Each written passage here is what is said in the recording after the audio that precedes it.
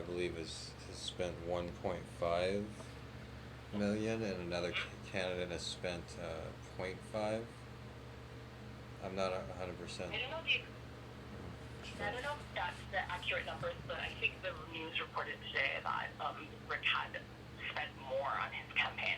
Okay, he The has spent news more. reported today. Okay, Right, right. I'm kind of curious. It seems like would Rick Blangiardi, he wouldn't be in the lead. I mean, I don't know, but it seems I could be wrong. But as far as Hawaiian voters go, I think Keith would be the leading candidate. I know neither of them have served office before, but Right, right, right. but just from what I saw, I briefly saw the debate, the primary debate. Um, so I would think that Keith would win. If it was really close, I would. I don't know. Did you have any information or data about that? I mean, so I am calling from the Amemiya campaign, so I'm certainly hoping that you're right. I've decided to volunteer to help the campaign because I think that his experience in law and business and working with nonprofits, specifically that serve our community, is something that I've been attracted to. Mm-hmm. He's also really committed to affordable housing for members of our community, and his sort of non-combative, collaborative nature, I think, is really needed during this sort of Mm-hmm. crazy time that we're living in. Um, Um, yeah, I heard a radio so, advertisement talking about how he had a plan to in the or how improve uh, the visible homeless issue, as well as right, right. so that would be a big thing. That would lead me towards that, because I guess under Mayor Caldwell, the sweeps were a waste of taxpayers' money. And I live in the downtown Chinatown area, so I Oh, see you do? the Okay.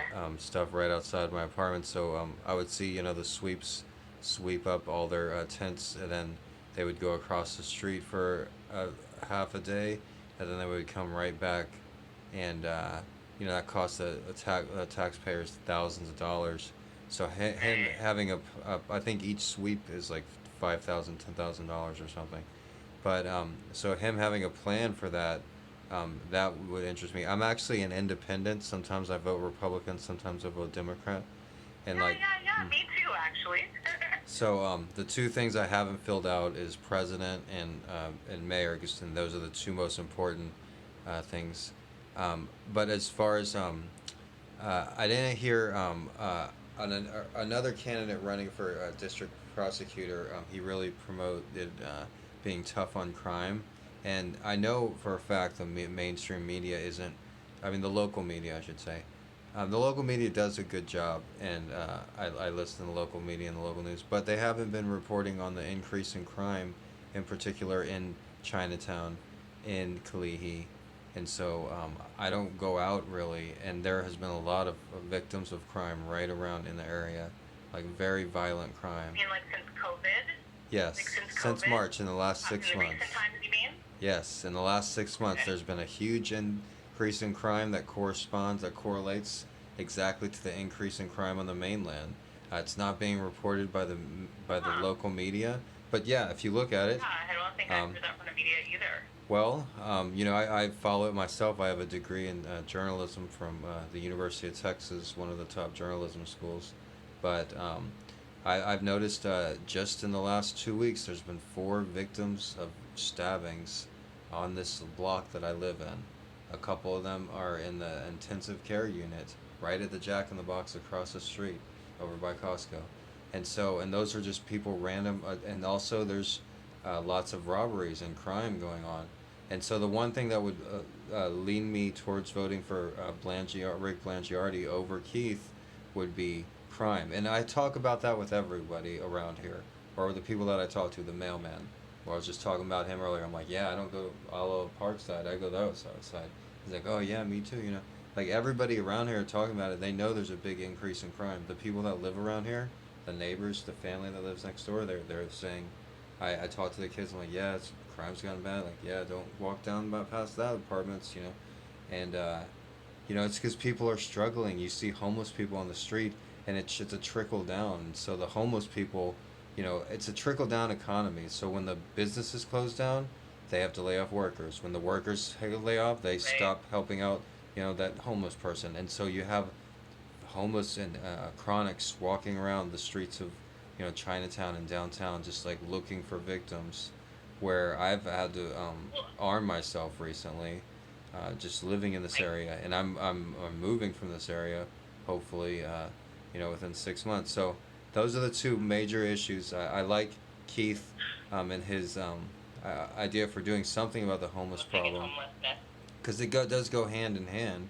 But I also think there should be Yeah, for sure. strict issues with crime, and they should have Admittedly, I strict don't. Yeah, crime. admittedly, I don't know enough about his position on being tough on crime. There might be some information on the website, which is keithamania.com. Uh, But I do, what I was going to say, and I used to sort of beat me to it, is that, as you know, homelessness and, struggling families and individuals go hand in hand with increased crime. And so insofar as his plan to help address some of those things may address some of the concerns you have, that might be one thing for you to think about because they're interrelated. But otherwise, I would encourage you to go to uh, the website.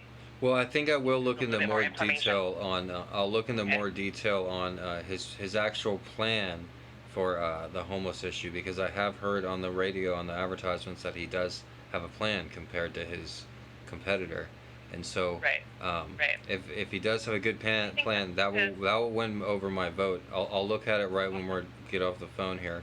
But I also I do a yeah. live stream on YouTube here from Hawaii, and Oh, okay. I actually fill out my ballot with the audience. It's not like a huge audience, Oh, Sometimes I'll have a decent sized crowd, but it's really, it's about like a classroom size. I actually used to be a teacher here in Hawaii, and so now I just teach online on YouTube. But oh, nice. yeah, so if you want to check that out, my name is Mr.G, Hawaii, Mr. G. Mr. G. Yeah, Mr. G, the letter G. But but I'll go ahead and I'll share that with my audience. We'll go to the website, Awesome. and I'll finish filling out my ballot in the next couple of days. I appreciate your time and you're willing to do a little bit more research before you fill out your ballot.